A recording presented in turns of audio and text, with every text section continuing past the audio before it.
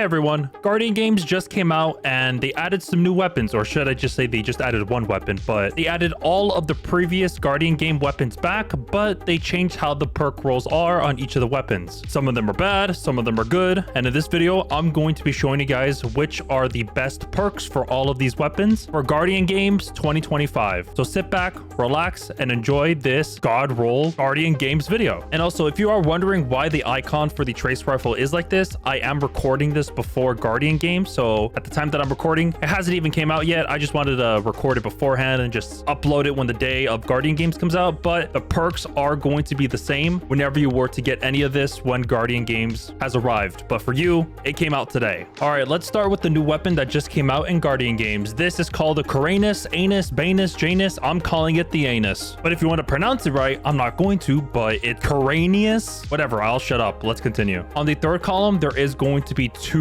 perks that are going to be good on the third column. The first one is Overflow. Whenever you pick up a special or heavy ammo, it would automatically load this weapon beyond normal capacity. And the second one is Eddy Current. It just increases your reload speed and handling whenever you sprint or whenever you're amplified. And once you are amplified, your reload speed and your handling is further increased. But if you really want to have fun with this trace rifle, you could also go for Discord. If you get kills with your other two weapons, this weapon will gain increased reload speed, ADS, accuracy, and airborne effectiveness. But the best part is that whenever Discord is active, whenever you get a kill, it would refill your ammo. But the main perk you're going to want to put for this trace rifle, in my opinion, is Overflow. But if you don't have Overflow, you can go for Eddy Current. What I just noticed is that this trace rifle is kind of like the one that you would get in Iron Banner. I don't know what the name is, but it's kind of like the same thing. And on the fourth column, there are 4 perks you should be going for. But the main one, it's either Detonator Beam, dealing sustained damage creates an explosion around the target. You can go for Rolling Storm, final blows grant bolt charges while you're amplified. Final blows grant additional bolt charges, but there is an area denial grenade launcher called the Cycle Pump. That one produces bolt charges like crazy. So I guess by having this on the trace rifle, it's kind of garbage. So if you get it, keep it. You never know. If you want to increase your damage for this trace rifle, go for Killing Tally. Kills increase this weapon's damage until it is stowed or reloaded. But if you have 3 stacks of this, it would give you 30% increase in damage. But I know the main perk everybody's going to want to go for is Jolting Feedback. Dealing repeated damage with this weapon inflicts jolt. While amplified, jolt is applied faster. So for me, I already have that other Iron Banner trace rifle that has, I think, Envious Assassin and Jolting Feedback. So for me, I'm probably going to go for Detonator Beam. But if I do get a Jolting Feedback, I'll just keep it. And for all of the Guardian Games weapons for the Origin trait, it's called Class Contender. Whenever you get kills with this weapon, it will grant you class ability energy. So this is pretty good if you're making a class ability build. So for each kill, you get 5 class ability energy. If you are going for Overflow on the third column, for the second column, you can go for Ionized Battery, which will give you plus 30 in the mag. So whenever you proc Overflow, as what you see here, it went all the way up to 208 in the magazine. And then for your first column, you can choose any you like, but I think that using small bore will just increase your range and stability. So I would just go for that. For the masterwork on the Anus, I would go for stability or handling. Let's head to the Hullabaloo Hula Hoop Bullabashu grenade launcher. This is an compressed wave frame launcher, so it's kind of like a wave frame for like Forbearance or other wave frame launchers. I can't think of other ones, but it's kind of like that, but heavy version. On the third column, there are 4 perks you can go for, but the main one you're going to want to go for is either Envious Assassin, which overflows your magazine if you were to get kills with your other weapons, or you can go for Volt Shot if you want to do an add clear grenade launcher. So whenever you get kills with this weapon, reload it. The next initial shot will jolt that target. And you can also tie Volt Shot or Envious Assassin on the fourth column with Rolling Storm. Final blows grant bolt charges. Again, while you're amplified, you get more bolt charges. Or if you want to tie it to the add clear route, you can use the generic Volt Shot chain reaction as what they had last year. So each kills with this grenade launcher will cause the target to explode. And lastly, if you want to tie it to your class ability, you can go for Strategist and also Demolitionist for your grenade energy as well. So whenever you activate your grenade, it would reload this weapon. And whenever you get kills, it would give you grenade energy. For Strategist, whenever you get kills, it would give you class ability energy. And whenever you activate your class ability, it would briefly improve your stability. So you can just tie it to the origin trait as well. So in total, you're going to be getting 15% class ability energy. Or if you really want to get like a high damage output for the Hullabaloo just for funsies, on the third column, you can either go for Envious Arsenal, dealing damage with both other weapons before readying this one refills it from reserves, or you can go for Envious Assassin. And on the fourth column, column, you can go for Cascade Point. Final blows or sustained precision hits with another weapon increases this weapon's rate of fire for a short duration. So what I'm going to be going for is either Demolitionist or Envious Assassin, or even Volt Shot. And I can also go for on the fourth column either Chain Reaction or Rolling Storm. So if I were to fully maximize Envious Assassin, as what you see from my magazine, it went all the way up to 15 in the mag. And then for the second column, I would go for high velocity rounds just to give you plus 10 velocity and plus 10 reload speed. And then same thing for the first column, you can choose any you like, but I like to go for Smart Drift Control. But there probably is another perk out there that's better, but I'm just doing this for all of the increase in stats. For the masterwork, I would recommend going for Velocity, Handling, or Blast Radius. The next weapon is the Void Submachine Gun called the Tidal. If you want to do the generic perk columns for every Void weapon, you can go for Repulsor's Brace and Destabilizing rounds, or if you don't want to go for Destabilizing rounds, you can go for Demoralize. Whenever you get a final blow with a precision hit with this SMG, it would emit a weakening explosion. Or for Destabilizing, it did get a buff, it would give you anti-barrier rounds, and you can proc Destabilizing rounds more often. And whenever you get kills, it would emit a volatile explosion around that target. And whenever you get a debuffed Void debuffed kill, it will grant you an overshield. So that would be Suppress, Weaken, or Volatile. There's apparently another origin trait for this weapon, but I think that using Classy Contender is better than this one, the Haktua Breach Armaments. This one just increases your damage against vehicles and constructs, but just go for Classy Contender. On the second column, I went with Flared Magwell because of a recoil. It is very low, so you're gonna have to control your recoil, so I just put more stability and increases my reload speed as well. On the first column, I went with Chambered Compensator just to increase my stability and recoil direction, but you get -5 handling. For the masterwork, I would recommend going for reload speed because the reload is pretty schmeat on this SMG, so the faster reload, the better. Last but not least is the Strand Scout Rifle called the Taraxippos Hippopotamus Trotus. I don't know how to say it, but it's that Strand Scout Rifle. Damn, these perks suck on this Scout Rifle. Holy. Not many good PvE rolls, but the ones that I see, actually one of them is 4 times the charm. Rapidly landing precision hits will return 2 rounds to the magazine, and also explosive payload. Projectiles create an area of effect detonation on impact, but if you don't want to go for that, you can go for Precision Instrument just to increase your precision damage. And might as well, we're talking about precision damage, you could also go for Tear. Precision final blows causes nearby targets to become severed. But yeah, the third column is pretty horrible, not gonna lie. On the second column, go for Tac Mag to increase your magazine size, reload speed, and give you more stability. So this is a scout rifle, so if you don't care about the magazines and all that stuff, you can go for accurized rounds just to increase your range. And on the first column, go for Hammer Forge Rifling just for another 10 range. And for the masterwork, go for range. As when I'm seeing these perks are pretty horrible, so I don't think anybody's gonna use this in PvE, but I'm pretty sure some people are going to be using it in PvP, but not me. I don't play PvP, so I'm just giving you some PvE god rolls. So those are all of the 4 best rolls for all of the weapons in Guardian Games 2025. Let me know which weapons are you going to be grinding for. And yeah, I hope you guys hit that like button and also subscribe. I'll see you guys in the next one. Take care and peace.